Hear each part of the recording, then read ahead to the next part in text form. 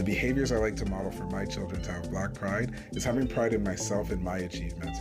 I want them to know that they could do whatever they want to do because I've been able to do what I want to do. To celebrate all things Black, for them to see in me and to understand that community is so important. Coming together as opposed to drawing away from each other is our superpower. To have them recognize all those people around them who have done well despite all the challenges of being minorities in the places that they live in. I want them to really see that they're capable of doing anything that anyone else is, regardless of what the world may think of them.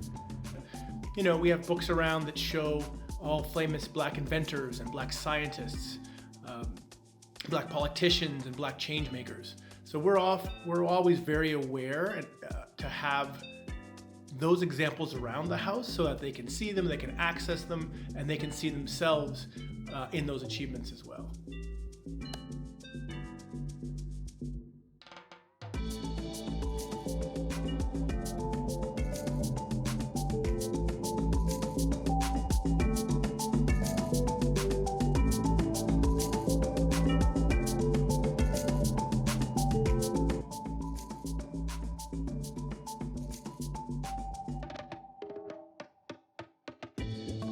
It's important for me to have a conversation with my children about race and racism because they go to a school where there are all different kinds of ethnicities, cultures, religions, genders. And it's really important that they're aware of what they hear and they're aware of what they say so they don't say things that would cause damage to others, but also that they're, they acutely understand some of the things that they might hear and how it might affect them. And I believe that it's best that kids start hearing about some of these things from their parents directly. Parents are still the primary source of developmental education for children, so I think it should start at home for sure.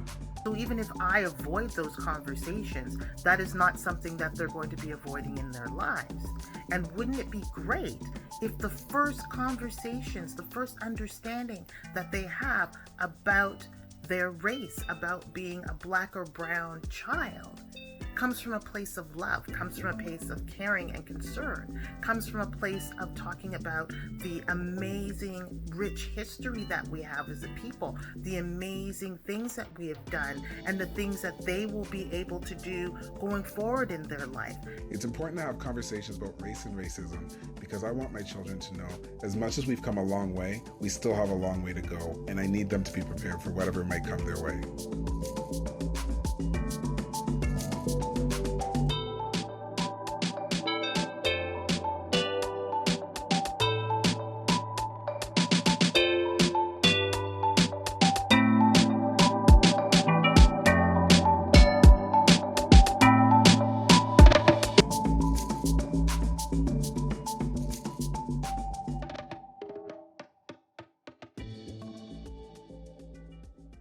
What makes me most nervous about talking about race and racism with my children is that I don't want to perpetuate the same problems we have of dividing people and segregating people, but I do need my children to be aware of what they may face and what may be coming their way. I don't want them to come away from those conversations feeling like they have the weight of their race on them or the weight of their culture.